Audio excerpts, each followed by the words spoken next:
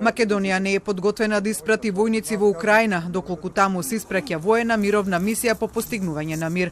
Одлуката за неиспраќање на војници во Украина, високи извори од МНР брифираат дека е донесена од причина да не се дозволи безбедносен вакуум во регионот и фокусот да се насочи на комплексноста на поширокиот регион, односно на јакнење на јужното и источното крило на НАТО. За тоа, дали Македонија ќе продолжи војно да ја помага Украина, изворите од МНР брифираат дека допрва ќе се одлучува.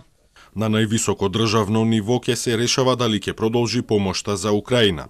За случувањата на глобалната политичка сцена и разидувањето на Вашингтон и Брисел околу војната во Украина и начините како таму да се дојде до мир, од МНР велат дека имаат план во случај да не се постигне усогласен став и позиција меѓу нашиот стратешки партнер САД и нашата стратешка цел Европската унија, но не откриваат на чија страна во тој случај ќе застане земјава.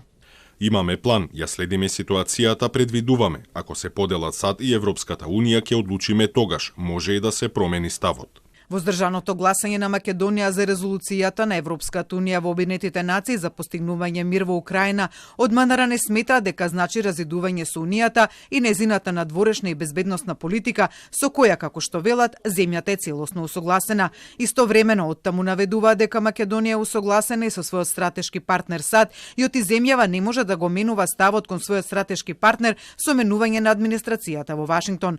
За тоа дали воздржаното гласање за резолуцијата на САД во Обединетите нации, откако со интервенција на Генералното собрание Русија во неа беше посочена како агресор, значи дека Македонија не ја гледа Русија како агресор, од МНР наведуваат дека позицијата на земјата е јасна. Русија има спроведено воена агресија, но е време за мир. Од МНР исто брифира дека новата администрација во САД има стратешки интерес Македонија да стане полноправна членка на Европската унија, но не сакаат да коментираат дали за време на последната посета на државниот врв на Вашингтон добиле ветување за конкретна помош на тој план. Сепак, тие не отфрлаат дека е можна помош од САД за деблокада на процесот. Во контекст на пристапувањето во Европската унија е добивање предвидливост на процесот, односно добивање јасна слика дека по уставните измени нема да има нови услови за земјава, од МНР брифираат дека сите дипломатски активности се насочени во тој правец, но оти засега такви гаранции не се добиени. Оттаму најавуваат дека доколку прифати бугарската страна, можно е наскоро да има нова средба на министрица за надворешни работи на двете земји.